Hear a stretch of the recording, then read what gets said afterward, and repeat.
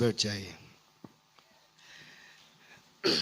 உண்மையாகவே இந்த பிள்ளைகள் எல்லாம் பார்த்தா அவ்வளோ சந்தோஷமா இருக்கு. बच्चों को देख करके बहुत खुशी होता है.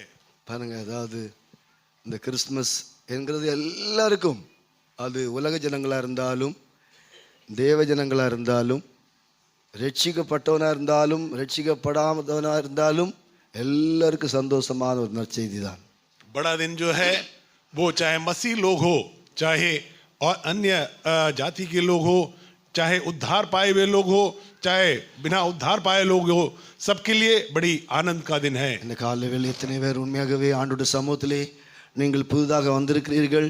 உண்மையாகவே தேவனுடைய ஆசீர்வாதம், அதாவது எழுத்தின் பிரகாரமாக ஆவிக்குரிய பிரகாரமான நன்மை நிச்சயமாகவே ஆண்டவர்கள் தரக்கூடிய காணப்படுவார். बड़ा दिन के उपलक्ष्य में आप में से कई लोग पहली बार इस कलीसिया में, इस मंदिर में आए हैं. आप लोगों को अक्षरिक रूप से परमेश्वर हर एक को आशीष करने दे. ரூத்தை ஆசீர்வதிக்கும் போது அவருடைய செட்டையின் கீழே வந்த உனக்கு அவரால் நிறைவான பலனை தருவாரா என்று அவன் ஆசீர்வதிக்குள்ளே காணப்பட்டான்.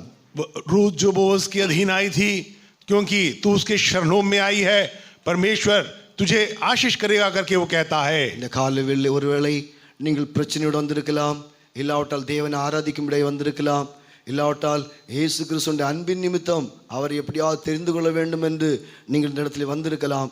எதுவாக இருந்தாலும் பரலோகத்தின் தேவன், எல்லாவற்றையும் பார்க்கக்கூடிய தேவன் நிச்சயமாகவே உன்னை ஆசீர்வதிக்குள்ளே காணப்படுவார். हो सकता है आप किसी समस्या के साथ ईश्वर के सम्मुख में आए हो सकता है आप किसी प्रभु यीशु मसीह के बारे में जानने के लिए आए हो सकता है आप परमेश्वर की आराधना करने के लिए आए हो. परमेश्वर आप हर एक को उसी के अनुसार आशीष करने दे. அவருடைய பேர் எப்படியோ அதே போல தேவன் இரட்சகராக பூமியிலே வெளிப்பட்டார்.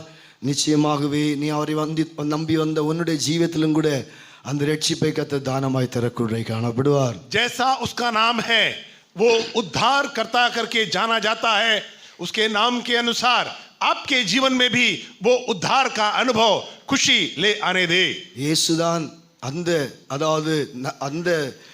இயேசுதான் நற்செய்தி, இயேசுதான் மிகுந்த சந்தோஷம் என்று தேவதூதன் சொல்லக்கூடிய காணப்படுகிறான். स्वर्गदूत कहते हैं यीशु मसीह ही सुसमाचार है, बड़े आनंद की बात वही है. இந்த காலைவேளை நமக்கு இருக்கிற பெரிய சந்தோஷம் இல்லாவிட்டால் நற்செய்தியே இயேசுதான். இயேசு எங்கு பிறக்கிறாரோ, எங்கு இயேசு இருக்கிறாரோ அங்கே மிகுந்த சந்தோஷம் உண்டாக்குள்ளே காணப்படும். हमारे लिए भी सुसमाचार बड़े आनंद की बात यही है.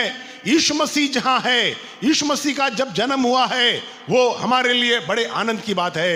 எனக்குள்ளே எவ்வளவு தூரம் இயேசு உருவாக்கப்படுகிறாரோ அவ்வளவு தூரம் மகா சந்தோஷம் எனக்குள்ளே உருவாக்குள்ளே காணப்படும். जितना ज्यादा प्रभु यीशु मसीह मेरे अंदर जन्म लेता है, उतना ज्यादा मेरे अंदर आनंद का अनुभव होता है. எவ்வளவு தூரம் நான் என் தேவனை நான் எனக்குள்ளே உண்டாக்கி கொள்கிறேனோ அதான் என்னுடைய ஜீவிதத்திலே பெரிய நற்செய்தியாய் மாறக்கூடிய காணப்படும். मेरे परमेश्वर को मेरे अंदर में जितना ज्यादा मैं अपनाता हूँ, उतना ज्यादा मेरे अंदर आनंद अनुभव होता है. ரெண்டு காரியம், இயேசு இல்லை என்றால் நற்செய்தியும் இல்லை, மிகுந்த சந்தோஷம் இல்லை என்கிற சத்தியத்தை நாம் அந்த தூதன் சொன்ன மேய்ப்பர்களுக்கு சொன்ன சத்தியத்தின் மூலமாக விளங்கிக் கொள்ள வேண்டும். स्वर्गदूत ने जो कहा उसके द्वारा हम ये समझ सकते हैं यीशु मसीह नहीं है तो कोई सुसमाचार नहीं है, कोई आनंद की बात नहीं है. நற்செய்தி என்று சொல்லுகிறது, நல்ல செய்தி என்று சொல்லுகிறது.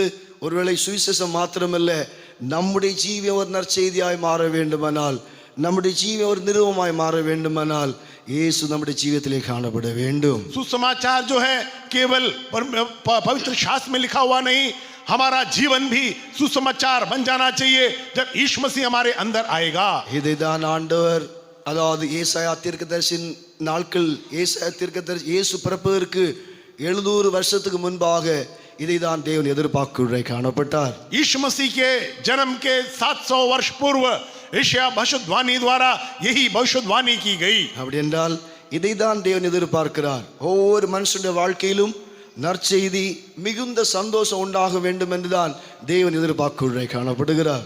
परमेश्वर यही चाहता है कि ये सुसमाचार हर एक के जीवन में पहुंचे, हर एक के जीवन में बड़े आनंद की बात हो जाए। அதுக்கு முன்பாக நம்முடைய கூட்ட ஒழுங்குகளை சுருக்கமாக நான் அறிவிக்கிறேன். இனி வருகிற நாட்கள் எல்லாம் அதாவது நமக்கு இங்கே ஜெபம் கண்டினியூவாய் நடக்கும்படி காணப்படும். इस सप्ताह के कार्यक्रम इस प्रकार होंगे। अब लगातार हमारे इस प्रार्थना भवन में शाम को प्रार्थना लगातार प्रार्थना चलेगी। மண்டே டியூஸ்டே வெனஸ்டே ஈவினிங், அதுக்கு பிற்பாடு வெனஸ்டேல இருந்து மார்னிங் ஈவினிங் கண்டினியூவாய் நடைபெறும். सोमवार और मंगलवार को शाम की प्रार्थना सभा होगी। बुधवार से लेकर के सवेरे शाम लगातार यहाँ पर प्रार्थना सभाएं चली जाएंगी। நெக்ஸ்ட் அதாவது நமக்கு அதாவது ஓல்ட் இயர் ஆராதனை நியூ இயர் ஆராதனை நமக்கு 9:30க்கு இங்கே ஆரம்பிக்கும். और पुराने साल की और नए साल की जो हमारी आराधना है वो 31 तारीख को रात को 9:30 बजे आरंभ होगी। நீங்கள் எல்லாரும் வர வேண்டும். ஆண்டவர் செய்த நன்மைகளை எல்லாரும் முதலாவது நாம் சாட்சி சொல்ல வேண்டும். आप सब यहाँ पे आ सकते हैं और जो है परमेश्वर ने हमारे जीवन में किए हुए भलाइयों को हम परमेश्वर के सम्मुख में प्रस्तुत कर सकते हैं। ஒரு வருஷம் ஆண்டவர் செய்த நன்மைகளுக்காக கர்த்தருடைய சமூகத்தில் நின்று நாம் சாட்சி சொல்லும்போது கர்த்தருடைய நாமம் மையப்படும். இன்னும் அதிலிருந்து மற்றவர்களுக்கு பக்தி விருத்தி உண்டாக்குவதை காணப்படும். एक पूरे साल भर में परमेश्वर ने किए हुए भलाइयों को याद करते हुए जब हम उसके सम्मुख में धन्यवाद देंगे वो बाकी हमारे लिए भी दूसरों के लिए भी आशीष का कारण बनेगा। அதுக்கு பிற்பாடு மீன்ஸாது ஓல்ட் இயர் முடிந்த பிற்பாடு நாம் கம்யூனியன் மீன்ஸாது ஒரு பாடல் பாடுவோம். அதுக்கு பிற்பாடு ஆராதனை முடித்து கொண்டு இந்த 1 நம்முடைய 2 ஆராதனை முடித்து விடுவோம். और हमारे पुराने साल की आराधना के पश्चात हम प्रभु भोज की सेवकाई के बाद 1 बजे तक हमारी नए साल की भी हम आराधना खत्म कर देंगे। 2 சேர்த்து மீன்ஸாது கம்யூனியனும் எல்லாம் சேர்த்து 1 மணிக்கு நாம் முடித்து விடுவோம். प्रभु भोज की सेवकाई के साथ में हम 1 बजे तक हमारी जो भोर को 1 बजे तक हमारी आराधना को हम समाप्त कर देंगे। திருப்பி சண்டே மார்னிங் 10 நீங்கள் கண்டிப்பாக எல்லாரும் ஆண்டவருடைய சமூகத்திலே வந்து நாம் ஒரு சிறிய ஆராதனை செய்து அதுக்கு பிற்பாடு உங்களுக்கு எல்லாருக்கும் இங்கே அதாவது ஆகாரம் ஆயத்தமாக இருக்கும். மெல்ல சேர்ந்து ஆண்டவருடைய சமூக வீட்டிலிருந்து புசித்து நாம் கடந்து செல்லலாம். और पहली तारीख की जो हमारी आराधना है वो 10 बजे हम यहाँ आरंभ करेंगे। वो शीघ्र ही हम खत्म करके हम सब खुशी के साथ यहाँ से लौटेंगे। அம்சாது 10 to 12 நம்ம 2 hours நம்ம ஆண்டவரை ஆராதித்து அந்த புதிய வருஷத்தை முதலாவது ஆண்டவருடைய வீட்டிலே தொடங்கி எல்லாரும் ஆண்டவருடைய வீட்டிலே ஆகாரம் புசிக்க வேண்டும். அதற்கு எல்லாம் ஆயத்தப்படுத்தப்பட்டிருக்கிறது.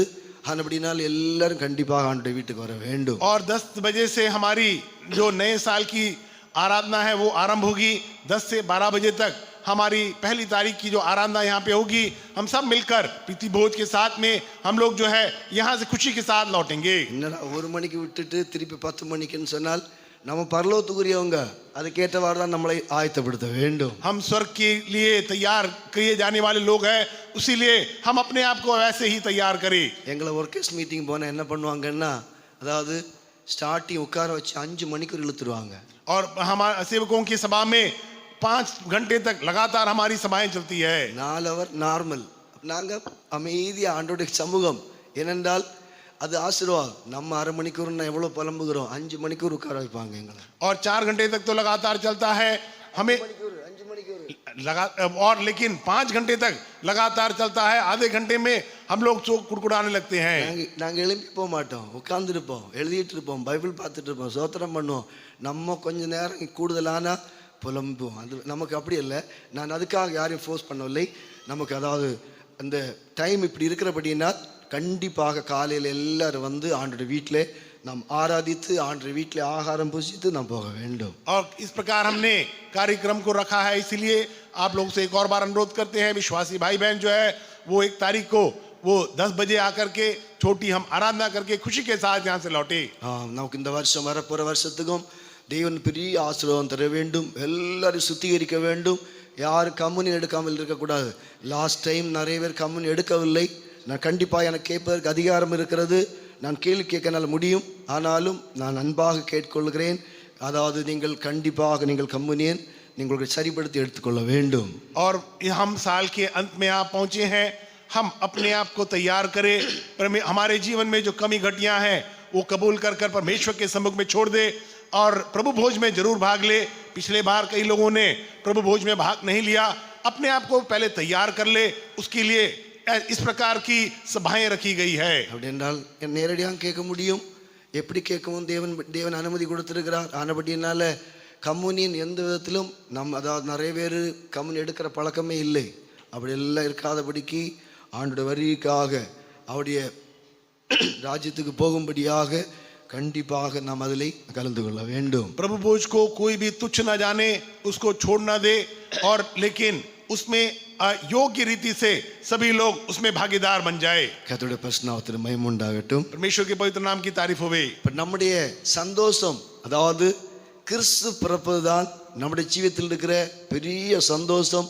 அதுதான் நம்முடைய ஜீவியத்தில் இருக்கிற பெரிய நற்செய்தி. உலகத்திலே அதுதான் நற்செய்தி, அதுதான் சந்தோஷமா இருக்கிறது. हमारे जीवन में सबसे बड़ी खुशी की बात यह है कि मसीह का जन्म हुआ।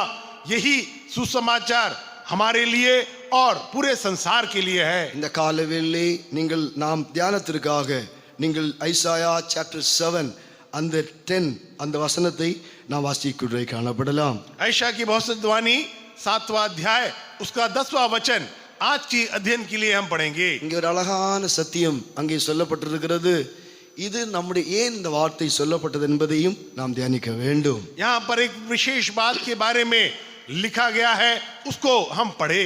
எத்தனையோ முறை படித்திருப்போம், எத்தனையோ முறை நாம் இதனுடைய காரியங்கள் எல்லாம் கேட்டிருப்போம். இருந்தாலும் தேவன் நம்முடைய ஜீவியத்திலே நாம் இந்த வசனம் மூலமாக திரும்பவும் இதில் இருக்கிற நன்மையை அனுபவிக்கும்படியாக நாம் ஆயத்தமாக வேண்டும். कई बार हो सकता है इस वचन को हमने पढ़ा होगा, इस वचन में से हम सुना होगा, लेकिन एक और बार उसके बारे में हम अध्ययन करेंगे, ध्यान करेंगे। நீங்கள் நாம் படிக்கிறது போல இது இயேசு பிறந்த 700 வருஷத்துக்கு முன்பாக நடந்த ஒரு தீர்க்க தரிசனம். ஏசாயா தீர்க்க தரிசனம் மூலமாக கர்த்தர் இயேசு கிறிஸ்துவை குறித்து சொல்லப்பட்ட ஒரு தீர்க்க தரிசனமா இருக்கிறது. यीशु मसीह के जन्म के 700 वर्ष पूर्व एशिया भविष्यवाणी ने इस प्रकार की भविष्यवाणी यीशु मसीह के बारे में किया, वो हम यहाँ देखते हैं। அப்ப ஏன் 700 வருஷத்துக்கு முன்பாக, அதுவும் யார் இருக்கும்போது?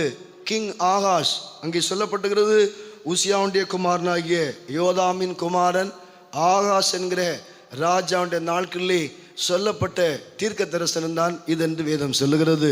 यहाँ पर उजिया के दिनों में आहाज राजा जो है, जो योताम का पुत्र था, उसके दिनों में बताया गया एक भविष्यवाणी है। இந்த வசனத்திலிருந்து கர்த்தர் இயேசு கிறிஸ்துவை குறித்து இது பிறப்பை குறித்த ரகசியத்தை தீர்க்க தரிசனமாய் சொன்னாலும் ஏன் ஆண்டவர் இந்த ராஜாவுடைய நாட்களில் இந்த வார்த்தை சொன்னார் என்பதை நாம் படிக்க வேண்டும்.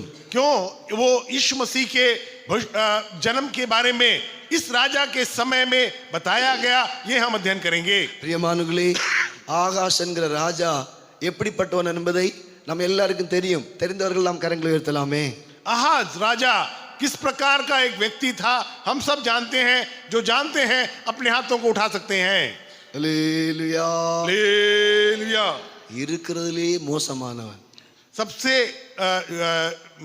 மோசமானவன், बेकार बुरा एक राजा था। அவனுடைய சரித்திரம் முழுவதும் படிப்பார்கள் என்றால் அவ்வளோ துரோகம் பண்ணுகிறவன். தேவனுடைய ஆலயத்தையே பங்கு போட்டு, அதாவது அரண்மனையை பங்கு போட்டு अन्य राजाओं के கையிலே கொடுத்தவன் தான் இந்த ஆகாசை காணப்படுகிறான். आहाज राजा के जीवन के अंदर जो बुराइयां को अगर हम पढ़ते हैं, वो परमेश्वर के भवन के वस्तुओं को बांटकर बेच दिया करता था। इतना ज्यादा बुराई में वो आगे था। பிரியமான அந்த நாட்களில் ஏன் ஆண்டவர் அந்த தீர்க்கதரிசி அனுப்பி இந்த வார்த்தையை சொல்ல வேண்டும்? क्यों उन दिनों में परमेश्वर ऐसा एक भविष्यवक्ता को भेजकर वो भविष्यवाणी करवाना था? இந்த காலவேளையில் தேவன் நம்முடைய ஜீவியத்திலே இதன் மூலமாக என்ன தேவன் சொல்லுகிறார் என்பதை தான் இந்த வசனத்திலிருந்து பார்க்க வேண்டும். हमारे जीवन के प्रति इस वचन के द्वारा परमेश्वर क्या बताना चाहता है, वो हमें समझना जरूरी है। பிரியமானவர்களே, அங்கே தன்னுடைய தீர்க்கதரிசி ஆகிய ஏசாயாவையும் அவனுடைய மகனையும் அனுப்பி அவன் ஆகாசுக்கு நீ போய் சொல், ஒரு அடையாளம் கேட்கும்படியாக சொல் என்று ஆண்டவர் சொல்லக்கூட காணப்பட்டார். परमेश्वर एशिया नबी को आहाज राजा के पास भेजते हुए कहता है, वो जो यीशु मसीह के जन्म के बारे में एक चिन्ह के बारे में बताता है। नहीं, यीशु मसीह के दिन के बारे में क्या है, उन्हीं और அடையாளம் கேள், एक चिन्ह को पूछ करके कहता है। பரலோகத்திலிருந்து உன்னதத்திலிருந்தாவது பூமியினுடைய ஆழத்திலிருந்தாவது நீ தேவனிடத்தில் ஒரு அடையாளம் பெற்றுக்கொள், நீ ஒரு துஷ்டனாய் இருக்கிறாய், நீ தேவனிடத்தில் அடையாளம் பெற்றுக்கொள் என்று தீர்க்கதரிசியை தேவன் அனுப்பி சொல்லக்கூட காணப்படுகிறார். भविष्यद्वक्ता को बेच करके वो कहता है तू जो है दुष्ट चाह जो करता है उसके लिए परमेश्वर के से एक चिन्ह मांग करके वो कहता है. இவன் யூதா ராஜாவா இருந்தாலும் ஒரு துஷ்டனா இருந்தான் என்று வேதம் சொல்லுகிறது. वो यहूदा का राजा होने पर भी वो एक दुष्ट राजा था करके बताया गया है. பாருங்க, சாதாரணமாக ஒரு மனுஷன் கஷ்ட நேரத்துல தீமை செய்ய மாட்டான், ஆண்டவரை கூப்பிடக்கூட காணப்படுவார்கள். साधारण तौर पर एक व्यक्ति जब कष्ट में रहता है वो बुराई से अपने आप को बचाता है, वो परमेश्वर को देखकर पुकारता है. நீங்கள் 2 Chronicle chapter 28 வாசிக்கும் போது இவன் அந்த நெருக்கப்படுகிற அந்த நாள் கூட தேவனுக்கு விரோதமாக தீமை செய்தான். அவ்வளவு தூரம் ஒரு குரூவல் கேரக்டர் உள்ளவன் என்று வேதத்திலே வாசிக்கிறோம். दूसरा इतिहास 28वें अध्याय में वो जब उसके कष्टों के दिनों में भी वो बुराई क्या करके परमेश्वर का वचन कहता है. அங்கே சொல்லப்பட்டிருக்கிறது, அந்த மோசமான நாட்கள் கூட தேவனுக்கு விரோதமாய் துரோகம் செய்து கொண்டிருந்தான். ऐसे बुराई के दिनों में भी वो ऐसे कष्टों के दिनों में भी उसने बुराई क्या करके हम पढ़ते हैं. தேவனுடைய மனதை விளங்கிக்கொள், தேவனுடைய மனதை அவன் அறியும்படியாக தீர்க்கதரிசியை அனுப்பி அவனுடைய பிரச்சனையிலிருந்து வெளியே கொண்டிரும்படியாக, யுத்தங்கள் ஜெயிக்கும்படியாக ஏசாயாவை அனுப்பி நீ ஒரு அடையாளம் கேள் என்று ஆண்டவர் சொல்லக்கூட காணப்படுகிறார். उसके कष्टों के दिनों में से एक छुटकारा के लिए परमेश्वर यशायाह को भेजकर उससे कहवाता है कि परमेश्वर से एक चिन्ह को तू मांग. அவன் என்ன சொன்னான்? நான் அடையாளம் இடத்திலே கேட்க மாட்டேன், தேவனை நான் ஒருபோதும் பரீட்சை பார்க்க மாட்டேன் என்று அவன் சொல்லக்கூட காணப்படுகிறான். मैं परमेश्वर से कोई चिन्ह नहीं मांगूंगा करके वो वापस जवाब देता है. ஏனென்றால் அவன் துஷ்டன், தேவனிடத்திலிருந்து ஒன்றும் பெற்றுக்கொள்ள முடியாது, அவனுக்குள்ளே விசுவாசம் இல்லை. ஆனபடியால் அந்த இடத்திலே அதை மாற்றி நான் தேவனை பரீட்சை பார்க்க மாட்டேன் என்று அங்கே சொன்னான் என்று ஐசாயா chapter 7:12 சொல்லப்பட்டிருக்கிறது. यशायाह 7वें अध्याय के 12वें वचन में वो कहता है कि मैं परमेश्वर से कोई चिन्ह नहीं मांगूंगा, मैं परमेश्वर की परीक्षा नहीं करूंगा करके कहता है. அப்போதான் ஏசாயா தீர்க்கதரிசனம் மூலமாக இந்த தீர்க்க தரிசனம் அப்படி என்றால் அந்த நாட்களிலே இயேசுதான் பிரச்சனையினுடைய முடிவு, இயேசுதான், அதாவது இயேசு நம்முடைய ஜீவிதத்திலே உண்டாகும் போது, அந்த இம்மானுவேல் நம்முடைய ஜீவிதத்திலே உண்டாகும் போது, அந்த தேவன் நம்மோடு இருக்கும்போது எல்லா பிரச்சனைக்கும் முடிவு என்கிற தீர்க்க தரிசனத்தை அங்கே உரைக்குள்ளே காணப்படுகிறான். तब यशायाह भविष्यद्वक्ता यशायाह नबी जो है वो कहता है जब यीशु मसीह हमारे जीवन में जन्म लेगा, जब यीशु मसीह इम्मानुएल होकर हमारे संग रहेगा, हमारे समस्याओं का समाधान मिलेगा. நீ ஒருவேளை தேவனிடத்திலே கேட்கும்படியாக தேவன் நீ கேட்காமல் ஆண்டவருடைய சமூகத்தில் காணப்படலாம். परमेश्वर से मांगने बिना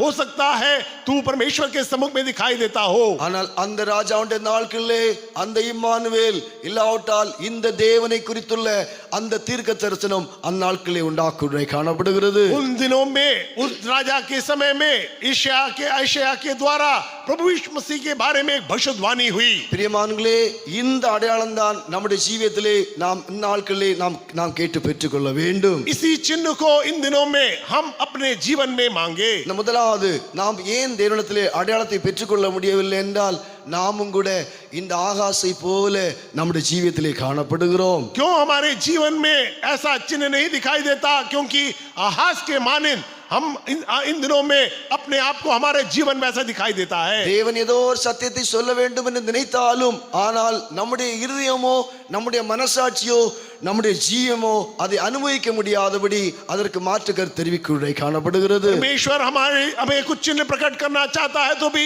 हमारा जीवन उसके लिए तैयार नहीं है, हमारा मन उसे सुनने के लिए तैयार नहीं है. அன்றைக்கு 700 வருஷத்துக்கு முன்பாக அவனுடைய பிரச்சனை முடிவுக்காக தீர்க்க தரிசனமாக இப்படி ஒரு தேவன், அதாவது இப்படி ஒரு தேவனை குறித்து அவனுக்கு தீர்க்க தரிசனம் சொல்லுகிறார் என்றால் அவனுடைய பிரச்சனையை முடிக்கும்படியாக தான் அங்கே தீர்க்க தரிசனமாய் சொல்லக்கூடிய காணப்படுகிறான். उस यीशु मसीह के जन्म के 700 वर्ष पूर्व इस प्रकार का भविष्यवाणी उसके समस्याओं का समाधान के लिए हुआ ताकि वो उसे सुन पाए, उस चिन्ह को देख पाए. இந்த காலைவேளையிலும் கூட நாமும் கூட தேவனிடத்திலே அடையாளங்களை கேட்டு பெறக்கூடிய காணப்பட வேண்டும்.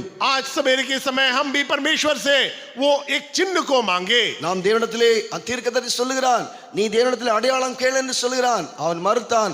நாம் அப்படி அல்ல, பூமியிலே நாம் தேவனை அடையும்படியாக இன்னும் நம்முடைய மனக்கண்கள் பிரகாசிக்கப்படும்படியாக நாம் தேவனிடத்திலிருந்து பல அடையாளங்களை பெறக்கூடிய காணப்பட வேண்டும். उस दिन वहां ने जो है उससे मना कर दिया, लेकिन आज जो है हम परमेश्वर से मांगे, परमेश्वर से वो चिन्ह को अपने जीवन में मांगे. அநேக தேவனிடத்திலிருந்து ஒன்றும் கேட்காதபடிக்கு நாம் தேவனை பரீட்சை பார்க்க மாட்டேன், தேவனிடத்தில் ஒன்றும் கேட்க மாட்டேன் என்று நாம் அநேகர் அமைதியாய் காணப்படுகிறோம். हम में से कई लोग जो है मैं परमेश्वर से कुछ नहीं मांगूंगा, मैं परमेश्वर की परीक्षा नहीं लूंगा, ऐसे बोलते हुए बैठे हैं. ஒரு சரியான அடையாளம் நம்முடைய ஜீவியத்திலே இந்த பூமியிலே பெற்றுக்கொள்ளவில்லை என்றால் ஒரு காரியம் விளங்கிக் கொள்ள வேண்டும், நிச்சயமாகவே நாம் நம்முடைய ஜீவியத்திலே சரியான விதத்திலே தேவனை அடைய முடியாது, தேவனை அனுபவிக்க முடியாது என்பதை விளங்கிக் கொள்ள வேண்டும். परमेश्वर से अगर हम एक चिन्ह नहीं मांगेंगे, परमेश्वर से अगर एक चिन्ह नहीं पाएंगे, तो इस संसार में हम जो है परमेश्वर को अनुभव नहीं कर पाएंगे, उसके बारे में जान नहीं पाएंगे. இதுவரையிலும்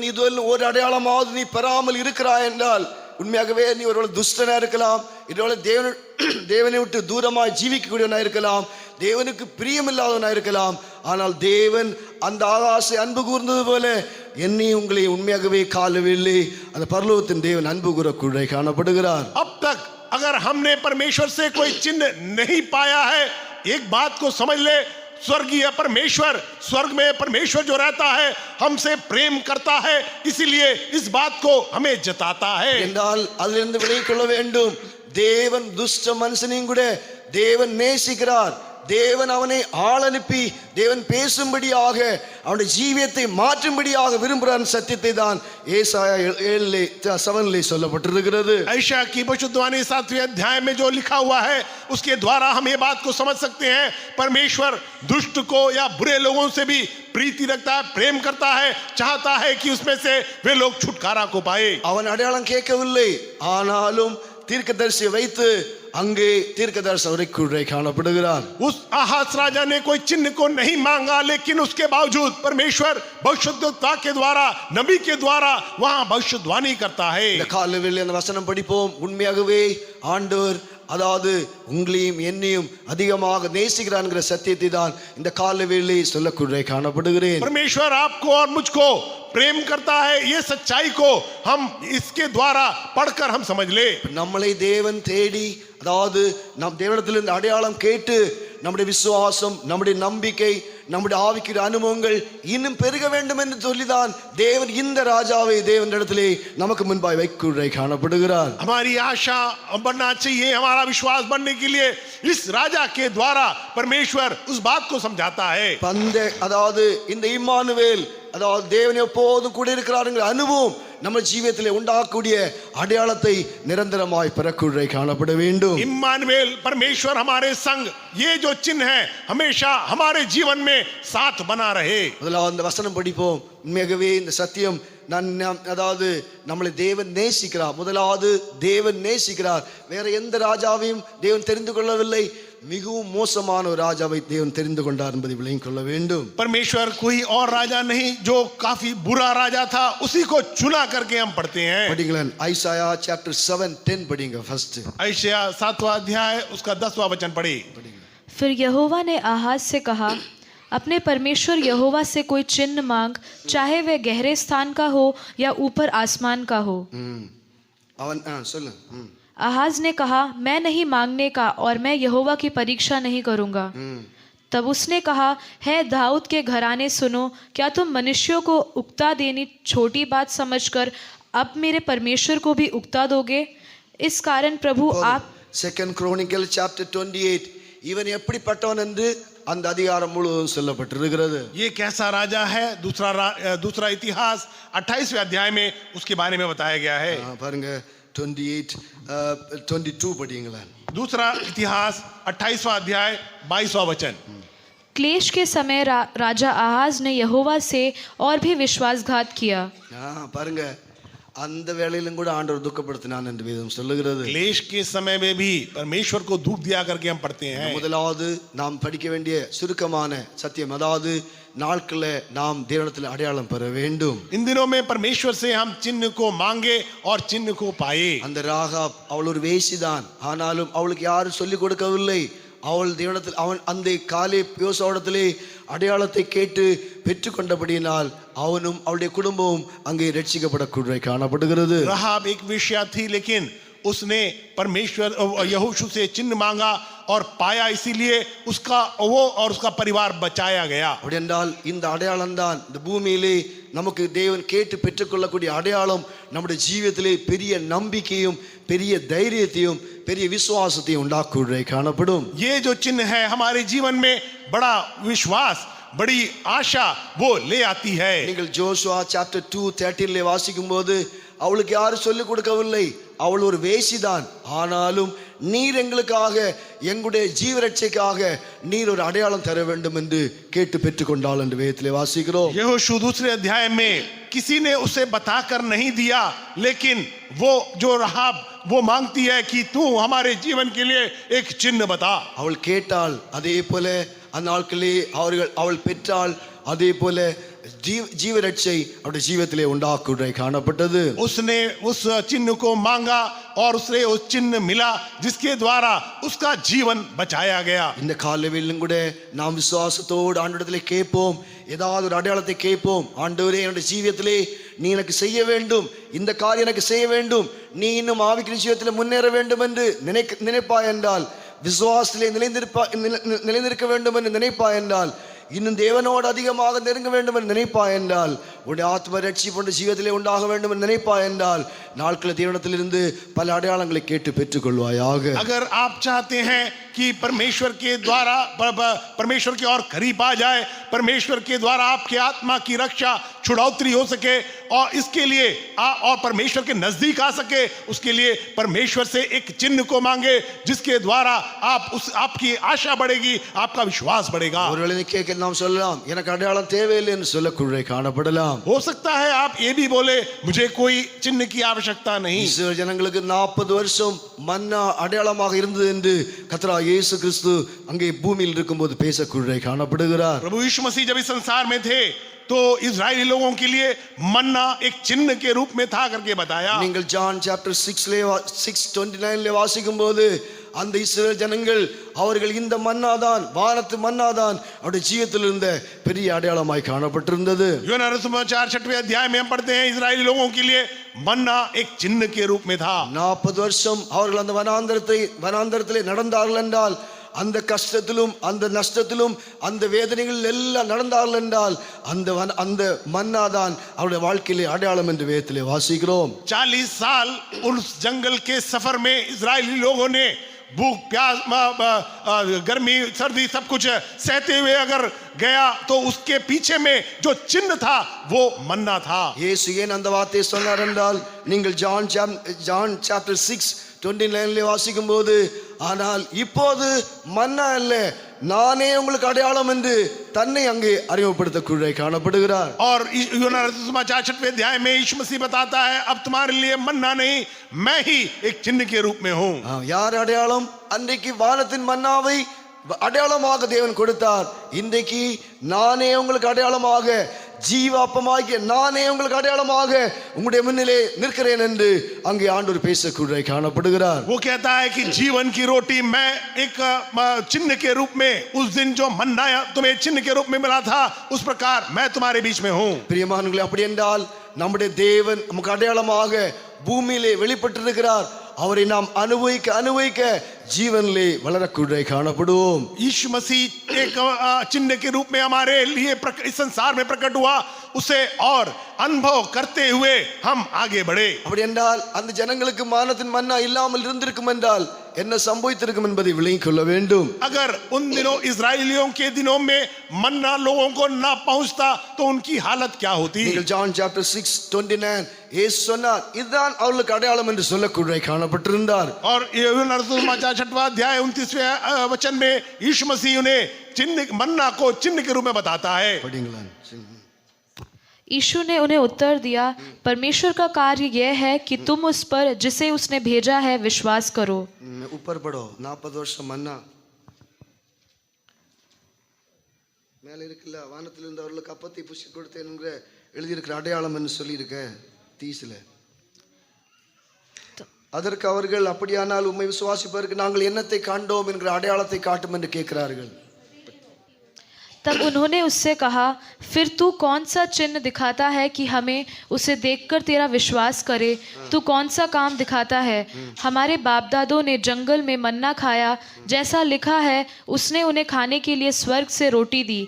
यीशु ने उनसे कहा, मैं तुमसे सच सच कहता हूँ कि मूसा ने तुम्हें वह रोटी स्वर्ग से न दी, परंतु मेरा पिता तुम्हें सच्ची रोटी स्वर्ग से देता है। அன்றைக்கு அவர்களுக்கு எழுத்தின் பிரகாரமாக அந்த அடையாளம் 40 வருஷம் கொடுக்கப்பட்டது.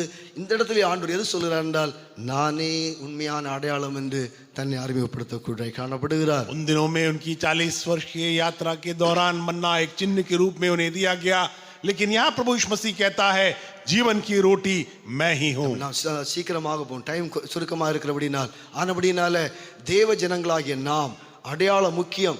கிதியோன் பாருங்கள், ஆண்டவர் பேசுகிறார், தரிசனம் கொடுக்கிறார், இருந்தாலும் அவன் அடையாளம் கேட்டு பெற்றுக்கொண்டான். ஆனபடினால் தான் யெகோவா ஷாலோம் என்று அந்த பலிபீடத்துக்கு பேர் வைக்க காணப்பட்டான். गिदयोन के पास जो है वो शूरवीर पराक्रमी था, लेकिन उसने परमेश्वर से एक चिन्ह को मांगा और उसके द्वारा वो आगे बढ़ता है.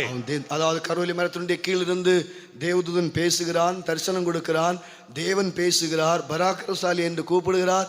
அதெல்லாம் அவனுக்கு தேவையில்லை. அவனுக்கு ஒரு அடையாளம் தேவை. ஏனென்றால் நான் தைரியமாக இறங்கி கிரியை செய்யும்படியாக पर्सनलाக எனக்கு ஒரு அடையாளம் வேண்டும் என்று அவன் கேட்டு பெற்றான் என்று வேதத்திலே வாசிக்கிறோம். स्वर्गदूत गिदयोन से भेंट करता है, परमेश्वर स्वयं उससे बातें करता है, लेकिन ये सब उसके लिए काफी नहीं है. वो कहता है, मुझे एक चिन्ह दे जिसके द्वारा वो जो है उसको शूरवीर करके पुकारा भी, संबोधित भी किया जाता है, लेकिन वो चिन्ह को मांगता है. அதாவது ஆனபடியினால் தான் அந்த இடத்திற்கு யெகோவா ஷாலோம் என்று பெயர் வைக்க காணப்படுகிறான். इसलिए उस जगह का नाम यहोवा शालोम रखा गया. அப்படியென்றால் நாம் தேவன் பரிசுத்தமாக தேவனுடைய அடையாளங்களை நம்முடைய ஜீவிதத்திலே பெறும்போது உண்மையாகவே நம்முடைய ஜீவிதத்தில் இன்னும் தேவனை அதிகமாக அறிகிறதற்கு அது உதவியாய் காணப்படுகிறது. और जब ज्यादा हम परमेश्वर को जान पाएंगे, वो हमें परमेश्वर को में आगे बढ़ने में मदद करेगा. இந்த காலவெளியிலே அந்த அடையாளம் நமக்குள்ளே உண்டாக்கப்படும்படியாக, நமக்குள்ளே அந்த கிறிஸ்துவ அடையாளம் உண்டாக்கப்படும்படியாக நமக்கு சில சமயங்களே ஒன்றுமில்லாமல் இருக்கலாம், ஆனால் சில தகுதிகள் அவசியமாய் காணப்படுகிறது. लेकिन वो मसीह रूपी चिन्ह हमारे अंदर नहीं है, लेकिन हमें हमारे अंदर में कुछ योग्यताओं की जरूरत है. ஒருவேளை இல்லாமல் இருக்கலாம், ஒருவேளை நானா இருந்தாலும் நீங்களா இருந்தாலும் இல்லாமல் இருக்கலாம். பரலோகம் அந்த அடையாளத்தை நமக்குள்ளே தரும்படியாக, நம்முடைய குடும்பத்திலே தரும்படியாக விரும்புகிறது. அதற்கு நமக்கு சில தகுதிகள் தேவை. அதை நாம் உண்டாக்கி கொள்ளும் போது அந்த அடையாளம் நமக்குள்ளே உண்டாக்குறை காணப்படும். हो सकता है मेरे अंदर हो, आपके अंदर हो, वो चिन्ह ना हो, लेकिन स्वर्ग अगर वो चिन्ह हमारे अंदर देना चाहता है, हमारे परिवार में वो देना चाहता है, तो हमारे अंदर में कुछ योग्यताएं होना जरूरी है. அதான் பிரியமானவர்களே, இயேசுதான் அந்த அடையாளம். இயேசுதான் நமக்குள்ளே உண்டாக்கப்படும்படியாக நம்முடைய ஜீவியத்திலே சில ஆவிக்குரிய அனுபவங்கள் தேவையாய் காணப்படுகிறது. यीशु मसीह ही वो चिन्ह है. आत्मिक रूप से वो हमारे अंदर आने के लिए हमारे अंदर में कुछ योग्यताओं की जरूरत है. அதே சத்தியத்தில் தான் ஐசாயா சாப்டர் 7:14 வாசிக்கும் போது அங்கே ஒரு கன்னிகை கர்ப்பவதியாகி ஒரு குமாரனை பெறுவாள், அவருக்கு இம்மானுவேல் என்று பெயர் வைப்பாக என்று அங்கே தீர்க்கதரிசியின் மூலமாய் உரைக்கப்பட்டிருக்கிறது. ऐशाया 7वां अध्याय 14वें वचन में इसलिए कहा गया है, एक कुमारी गर्भवती होगी और पुत्र को जनेगी और उसका नाम इम्मानुवेल रखेगी. அந்த இடத்திலே மரியாளுடைய பெயர் உபயோகப்படுத்தப்படவில்லை, அங்கே ஒரு கன்னிகை என்றுதான் அங்கே சொல்லப்பட்டிருக்கிறது. वहां पे मिरियम का नाम वो इस्तेमाल नहीं किया गया, लेकिन एक कुमारी करके बताया गया. இயேசு பூமியில் பிறக்கும்போது எத்தனையோ மரியாள்கள் அங்கே காணப்பட்டிருந்தார்கள். यीशु मसीह के जन्म के समय और कितने स्त्रियों का नाम मरियम था. ஆனாலும் அந்த கன்னி மரியாளை தான் தேவன் தெரிந்து கொள்ளக்கூடிய காணப்படுகிறார். लेकिन कुंवारी जो मरियम थी उसी को परमेश्वर ने चुना. வேதத்திலே அந்த நாட்களில் 5 மரியாள் இருந்தாக வேதத்திலே வாசிக்கிறோம். परमेश्वर का वचन कहता है उन दिनों में 5 स्त्रियों का नाम जो है मिरियम था. அந்த அடையாளம் நமக்குள்ளே உண்டாக்கப்படும்படியாக முதலாவது கன்னி அந்த தூய்மை என்கிற அந்த அனுபவம் நம்முடைய மனதிலே, நம்முடைய எண்ணங்களிலே, நம்முடைய சிந்தனைகளிலே அந்த அந்த அனுபவத்தை நம்முடைய ஜீவியத்திலே நாம் உண்டாக்கிக்கொள்வோமாக. यीशु मसीह हमारे अंदर में जन्म लेने के लिए हमें जो है अपने चिंताओं में, हमारे सोच विचार में, हमारे देखने में अपने पवित्र अनुभव को ले आना होगा. இந்த இடத்திலே கன்னியும் மரியாள், அதாவது கன்னி மரியாள் என்று அங்கே சேர்த்து சொல்லப்பட்டுகிறது. அதாவது வெர்ஜின் மேரி என்று வேதத்திலே வாசிக்கிறோம். அப்படி என்றால் மரியாள் என்றால் கண்ணீர் என்ற அர்த்தம். அதாவது இந்த கன்னிமரியாள் என்றால் அது வர்ஜின் மேரி அப்படி என்றால் கண்ணீர் இல்லா தூய்மை இரண்டும் அவசியம் என்பதை விளங்கிக் கொள்ள வேண்டும். वहां पर पवित्र शास्त्र में कुंवारी मरियम करके बताया गया है, जिसका अर्थ है उसके अंदर पवित्रताई भी होना जरूरी है, उसके अंदर आंसू भी होना जरूरी है. மரியாள் என்றால் அவருடைய அர்த்தமே கண்ணீர். பிரியமானவர்களே, இயேசு உண்டாக்கப்படும்படியாக அந்த அடையாளம் நமக்குள்ளே உண்டாக்கப்படும்படியாக ஒரு அனுபவங்கள் அல்ல, சில ஆவிக்குரிய அனுபவங்கள் நமக்கு தேவை என்பதை விளங்கிக் கொள்ள வேண்டும். मरियम का मतलब आंसू है. यीशु मसीह हमारे अंदर उत्पन्न होने के लिए हमारे अंदर में भी कुछ कुछ बातें होना जरूरी है. இந்த தூய்மை நமக்குள்ளே காணப்படும் போது நாம் கிருபை தேவனிடத்திலே கிருபை பெற்றவர்களாக மாறக்குள்ளே காணப்படுகிறோம். जब ये पवित्रता हमारे अंदर दिखाई देगी, हम अनुग्रह पाए हुए लोग होंगे. அதான் அவள் கிருபை பெற்றவளே வாழ்க என்று சொன்னாள் என்றால் அவருடைய ஜீவியம் தூய்மையாக தாழ்மையாக தேவனுடைய பார்வையிலே இருந்தபடியினால் தான் தேவனுடைய கண்களிலே கிருபை உண்டாக்குறை காணப்படுகிறது. परमेश्वर की दृष्टिकोण में अनुग्रह पाने का कारण यही था कि वो जो है वो हलीम थी, वो नम्र थी और उसके अंदर में वो पवित्रताई दिखाई दिया. அநேகருடைய ஜீவிதத்திலே இந்த அடையாளம் உண்டாகாமல் இருக்க முக்கிய காரணம் அந்த கிறிஸ்து அந்த தூய்மை இல்லாத தெய்வீக தன்மைகள் உண்டாக்க முடியாமல் இருக்கிற முக்கிய காரணமே நம்முடைய ஜீவிதத்திலே அந்த தூய்மை என்கிற அனுபவத்தை நாம் இழந்து போக்குள்ளே காணப்படுகிறோம். हमारे अंदर में चिन्ह ना दिखाई देने का कारण हमारे अंदर में जो पवित्रताई का अनुभव की कमी है, हमारे अंदर में नम्रता का कमी है करके हम समझ ले. முதல் அனுபவம் தூய்மை நம்முடைய ஜீவிதத்திலே உண்டாக்கும்படியாக கர்த்தர் உதவி செய்ய வேண்டும். पहला अनुभव पवित्रताई हमारे जीवन में लाने के लिए परमेश्वर हमारी सहायता करने दे.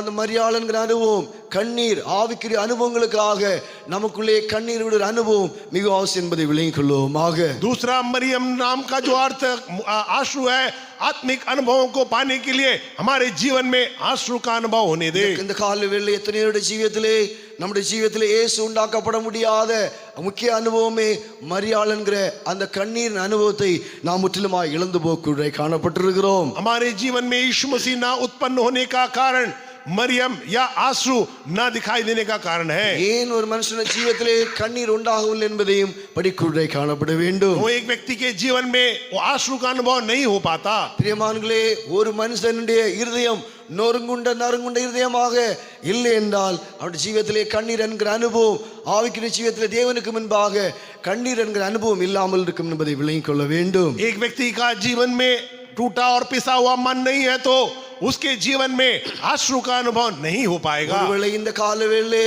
அந்த அனுபவம் கண்ணீரின் அனுபவத்தை ஒருவேளை இழந்தவர்களாக ஆண்டவருடைய சமூகத்தில் இருப்பாய் என்றால் திரும்பவும் நொறுங்குண்ட நறுங்குண்ட இருதயத்தை ஜீவியத்தில் உண்டாக்க முடிய பிரயாசப்படுவாயாக. अगर हमारे अंदर में वो अनुभव आंसू का अनुभव नहीं है तो टूटा और पिसा हुआ मन हमारे अंदर होने दे. அங்கேதான் இயேசு வாசமா இருக்க முடியும், அங்கேதான் இயேசு பிறப்பார் என்று வேதம் தெளிவாய் சொல்லுகிறது. वहीं यीशु मसीह जन्म ले पाएगा करके वो लिखा गया है. ஐசாயாவிலே வாசிக்கும் போது நித்தியவாசியும் பரிசுத்த என்கிற நாமம் உள்ளவர் நொறுங்குண்ட நறுங்குண்ட இருதயத்தை புதுப்பிப்பதற்கும் அவனோடு கூட வாசம் பண்ணுவதற்கு உள்ள தேவன் என்று வேதத்திலே வாசிக்கிறோம். ऐशा की भविष्यवाणी में लिखा गया है वो टूटे और पिसे हुए मन वालों के पास वो रहता है. நீங்கள் ஐசாயா சாப்டர் 15:15 வாசிக்கும் போது அநேகருடைய இருதயம் நொறுங்குண்ட நறுங்குண்ட இருதயம் அந்த அனுபவம் நாம் இழந்து போக்குள்ளே காணப்பட்டிருக்கிறோம். ऐशा 57 के 15 में कई लोगों के जीवन में टूटा और पिसा हुआ मन नहीं है करके हम पढ़ते हैं. காலவேளை அந்த அனுபவத்தை நாம் ஜீவிதத்தில் உண்டாக்குவோமாக. आज सवेरे के समय होने दे, हम प्रयास करें हमारे जीवन में वो खेदित या वो टूटा और पिसा हुआ मन होने दे. இரண்டாவது, உண்மையான தேவனை குறித்துள்ள அந்த அன்பு நமக்குள்ளே எவ்வளவு தூரம் நிறைகிறதோ அவ்வளவு தூரம் நம்முடைய ஜீவிதத்திலே உண்மையான கண்ணீரின் அனுபவம் காணப்படும். सर्वशक्तिमान परमेश्वर के बारे में जितना हमारे अंदर में ज्ञान बढ़ेगा उतना ज्यादा हमारे अंदर वो आंसू का अनुभव होगा. ஞானம் இல்ல, பிரேம் பிரேம் प्रेम प्रेम जितना बढ़ेगा उतना ज्यादा हमारे अंदर आंसू का अनुभव मिलेगा. நீங்கள் அதாவது மரியாளை குறித்து வேதத்திலே இன்னொரு சொல்லப்பட்டிருக்கிறது, அவள் இயேசுடைய பாதத்தில் இருந்து அவள் பாவிதான், ஆனாலும் தேவ அன்பு அவளுக்குள்ள இருக்கிறது. ஆனபடியினால் இயேசுடைய பாதத்திலே கண்ணீர் விட்டு கொண்டிருந்தாள் என்று வேதத்திலே வாசிக்கிறோம். मरियम के बारे में हम पढ़ते हैं, उसके अंदर पाप होने पर भी परमेश्वर के प्रभु यीशु मसीह के सम्मुख में उसके पांवों के तले वो रोते हुए दिखाई देती है. எனவே நீங்கள் லூக் சாப்டர் 7 47 வாசிக்கும் போது ஏன் ஆண்டவருடைய சமூகத்திலே வந்து நம்மளால் கண்ணீர் विட முடியவில்லை? लोग लूका समाचार 7वां अध्याय 47वें वचन में उसके बारे में लिखा गया है, क्यों हम परमेश्वर के सम्मुख में आकर के आंसू बहा नहीं पाते। பேதுருவை பார்த்தான் சத்தியத்தை ஆண்டவர் சொல்லுகிறார். உண்மையாகவே இந்த அனுபவம் நம்முடைய ஜீவிதத்தில் அநேகருடைய ஜீவிதத்தில் இல்லாமல் இருக்கிறது. தேவனுடைய பாதத்திலே கண்ணீர் விடக்கூடிய, தேவ சமூகத்திலே கண்ணீர் விடக்கூடிய அனுபவத்தை இழந்தவர்களாய் காணப்படுகிறோம். हमारे अंदर हम में से कई लोगों के जीवन में ये अनुभव नहीं दिखाई देता। आंसू का बहाने का अनुभव हमारे अंदर दिखाई नहीं देता। ஒரு துளி கண்ணீர் கூட விட முடியாத எத்தனையோ ஆட்கள் ஆண்டவருடைய சமூகத்திலே காணப்படுகிறோம். परमेश्वर के सम्मुख में ऐसे कई लोग हैं जो एक बूंद आंसू भी नहीं बहा पाते। நம்முடைய கண்கள் உண்மையாகவே கண்ணீர் சிந்தவில்லை என்றால் நாம் உயிர்ப்பிக்கப்பட முடியாது என்பதை விளங்கிக் கொள்ள வேண்டும். अगर हमारे आंख से आंसू नहीं आते हैं तो हम जिलाए नहीं जाएंगे। நாம் கட்டுகள் அவிழ்க்கப்பட முடியாது என்பதை விளங்கிக் கொள்ள வேண்டும். बंधनों से हमें छुटकारा नहीं मिलेगा। லாசருடைய ஜீவியத்திலே இயேசு கண்ணீர் விட்டபடியினால் தான் அந்த கல்லறையிலிருந்து, அந்த நாட்டத்திலிருந்து, அந்த கட்டுகளிலிருந்து வெளியே வரக்கூடாய் காணப்படுகிறான். यीशु मसीह आंसू बहाने के कारण लासर जो बंधवाई में था, जो उस कब्र में था, उसकी बंधने खुल गई। பிரியமானவர்களே, கண்ணீர்னு சொல்லுகிறது அது பெரிய ஒரு ஆசீர்வாதமா ஆண்டவருடைய சமூகத்திலே கண்ணீர் விடும்போது நம்முடைய நாட்டத்திலிருந்து வெளியே வரக்கூடாய் காணப்படும். जब हम आंसू बहाएंगे हमारे बदबू से हम बाहर आएंगे, கட்டுகளிலிருந்து வெளியே வரக்கூடாய் காணப்படும். बंधनों से हम बाहर निकल आएंगे। உண்மையாகவே நாம் அதாவது திரும்பவும் மரித்த நிலவரத்திலிருந்து நாம் ஜீவன் உண்டாகக்கூடாய் காணப்படும். मरे हुए हालत में से वापस जीवन की ओर लौट आएंगे। எல்லாவற்றுக்கும் மேலாக கிறிஸ்து அந்த அதுக்குள்ளே உண்டாக்கப்படக்கூடாய் காணப்படுவார். सबसे बढ़कर मसीह हमारे अंदर जन्म लेगा। பிரியமானவர்களே, அந்த மரியாளன்கிற அனுபவம் நம்முடைய ஜீவிதத்திலே உண்டாக்கிக்கொள்வோமாக. मरियम का अनुभव हमारे जीवन में हम अपना पाए। அடுத்ததாக கிறிஸ்து பிறக்கும்படியாக பெத்லெகேம் என்று என்கிற இடத்தை தேவன் அங்கே தெரிந்து கொள்ளக்கூடாய் காணப்படுகிறார். मसीह के जन्म के लिए परमेश्वर ने बेतलहम नामक जगह को चुन लिया। தாவீதின் ஊரிலே அங்கேதான் இவருடைய ஜீவிதத்திலே தேவன் உண்டாக்கப்படுகிறார். அதாவது அங்கே பெத்லெகேம் என்றால் யூதேயாவில் உள்ள ஆயிரங்களின் சிறியதென்று அழகான சத்தியம் மீகாவிலே சொல்லப்பட்டிருக்கிறது. दाऊद की नगरी में बेतलहम परमेश्वर ने यीशु मसीह के जन्म के लिए चुन लिया। நம்முடைய தாழ்மை எப்படி இருக்க வேண்டும்? हमारा नम्रता कैसे होना चाहिए? நாம் ரிச் ஆகிறதற்காக மற்றவங்களோட நாம் அதிகம் இன்னும் அவங்களோட ஆக வேண்டும் என்று நினைக்கிறோம். हम कई बार दूसरों से अपने आप को बड़ा करके दिखाना चाहते हैं। அவங்களோட நல்ல வண்டி வாங்க வேண்டும் என்று நினைக்கிறோம். उनसे बड़ा अच्छा गाड़ी खरीदना चाहते हैं। ஆனால் இங்கே இயேசு உண்டாக்கப்படும்படியாக, அந்த ராஜா நமக்குள்ள இருந்து புறப்படும்படியாக, ஆளுகை செய்யும்படியாக அங்கே ஆயிரத்திலும் சிறியதாக நம்முடைய ஆவி மாறக்கூடாய் காணப்பட வேண்டும். लेकिन यहाँ पर यीशु मसीह के जन्म हमारे अंदर होने के लिए सबसे अपने आप को नम्र करना होगा करके सच्चाई बताई गई है। பெத்லெகேம் யூதேயாவில் உள்ள ஆயிரத்திலும் சிறியது. நாம் சத்தியம்தான். நாம் ஒருவேளை படிக்கலாம், என்னுடைய ஆவி, அதாவது என்னுடைய ஆவி உங்களை விட இன்னும் நான் தாழ்ந்து போகவில்லை என்றால், என்னுடைய ஆவி இன்னும் சுருங்கி போகவில்லை என்றால், உண்மையாகவே இஸ்ரவேலை ஆளக்கூடிய அந்த ராஜா எனக்குள்ளிருந்து புறப்பட முடியாது, எனக்குள்ளே உண்டாக்கப்பட முடியாது என்று நான் சொல்லக்கூடிய காணப்படுகிறேன். यहूदा में सबसे छोटा बेतलहम नगरी में यीशु मसीह का जन्म हुआ। जब तक कि हम अपने आप को नम्र न कर ले, छोटा ना बना ले, तब तक यीशु मसीह हमारे अंदर जन्म नहीं ले सकता। நீங்கள் மீகா சாப்டர் 5:2 வாசிக்கும் போது, எப்ராத்தா எனப்பட்ட பெத்லெகேமே, உண்மையாகவே நாட்கள்ல நம்முடைய ஆவி மற்றொரு ஆவியை கூடவும் உண்மையாகவே சிறிய அவ்வளவு தூரம் தாழ்மை உள்ளதாய் காணப்படுகிறதா? मीका 5वां अध्याय 2 वचन में बेतलहम एफ्राता तू तो ऐसा छोटा है, यहूदा के हजारों में गिना नहीं जाता करके लिखा गया है। हम बाकी लोगों से अपने आप को क्या छोटा बनाते हैं? தூய்மை மாத்திரம் போதாது, கண்ணீர் மாத்திரம் அல்ல, நம்முடைய ஆவிக்குள்ளே ஆயிரங்களில் சிறியது.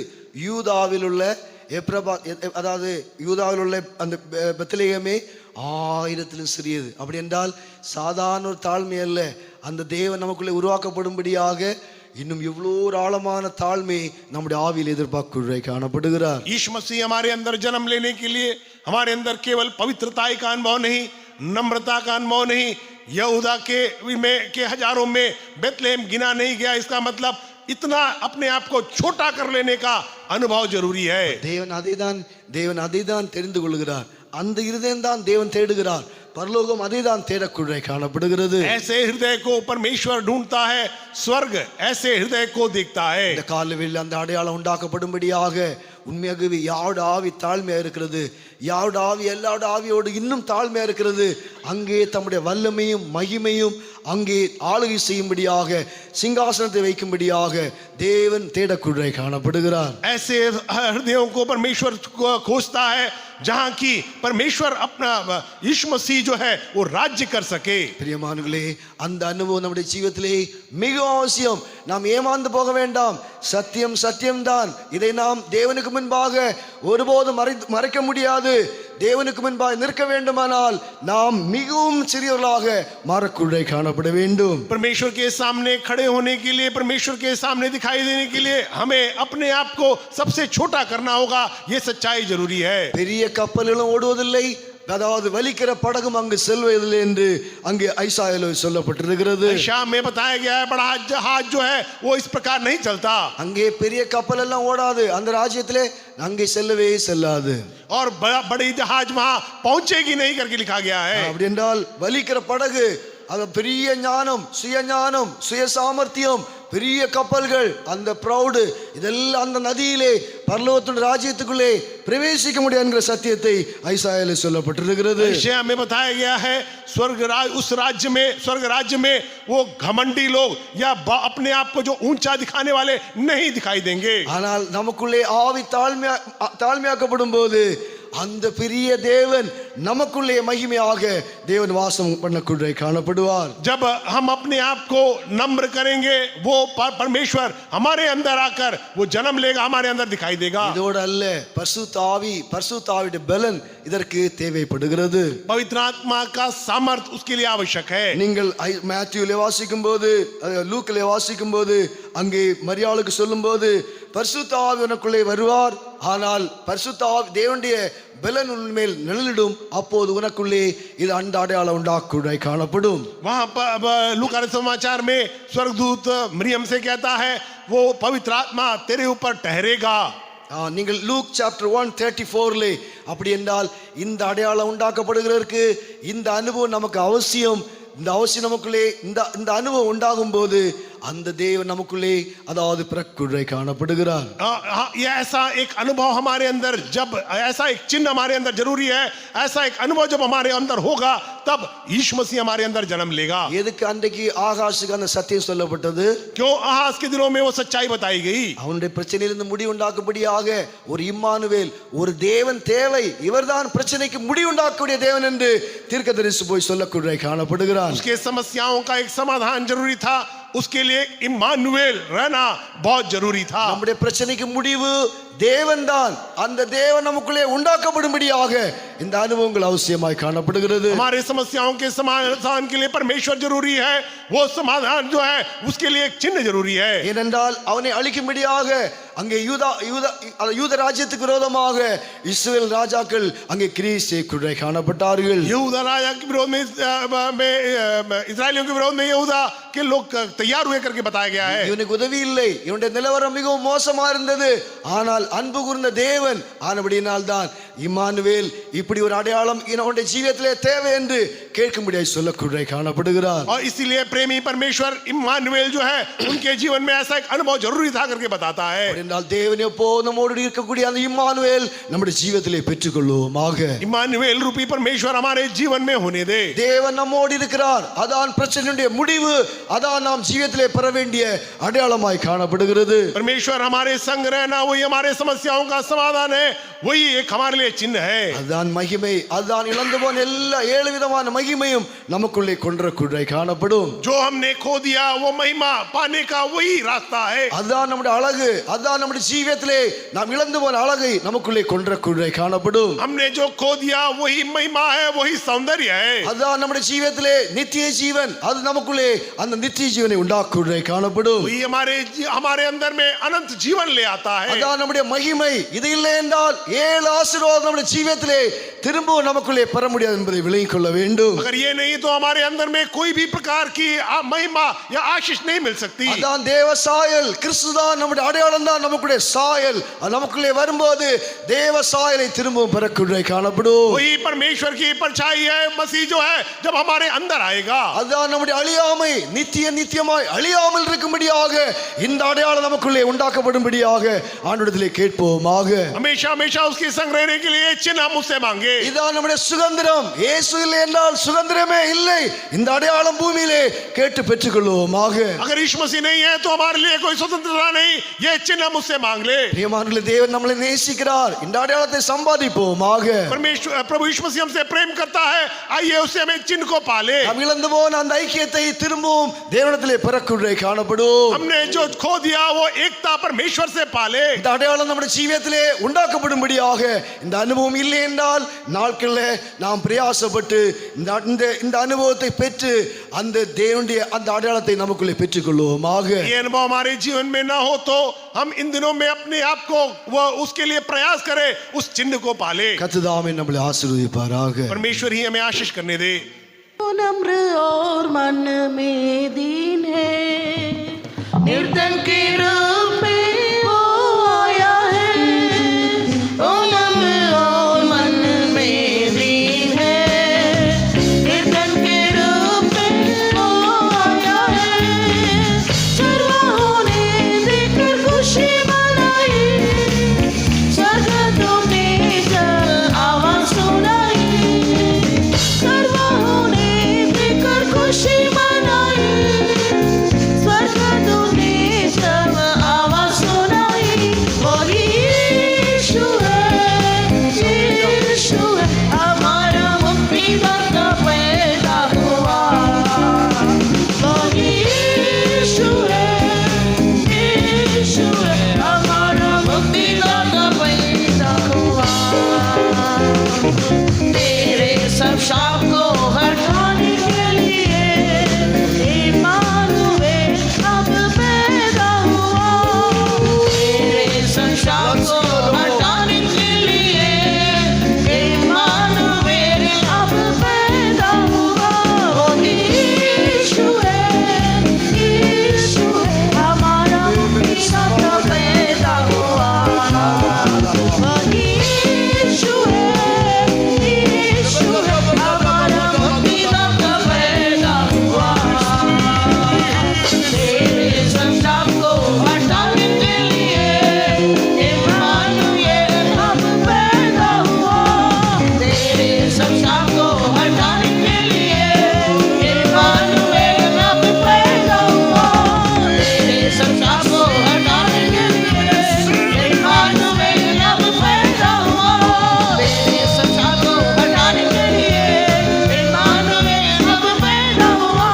तेरे संताप को हटाने के लिए इम्मानुएल अब पैदा हुआ.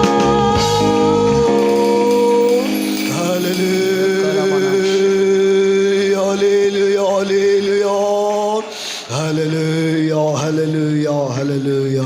तारीफ करेंगे. Praise the Lord, praise the Lord, praise the Lord, praise the Lord, praise the Lord. सारे आदर मान में परमेश्वर देते हुए तारीफ करेंगे.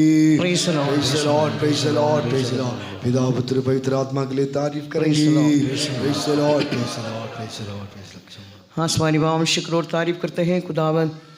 सुबह के वक्त तेरे पवित्र चरणों पर हम सबों को इकट्ठा किया तेरे नाम को महिमा करने के लिए, तेरे नाम को ऊंचा करने के लिए. खुदा हमारे जीवन में कि खुदावंद प्रभु सारे भलाइयों को याद करने के लिए हमें दिए अच्छे अवसर के लिए हम शुक्र करते हैं.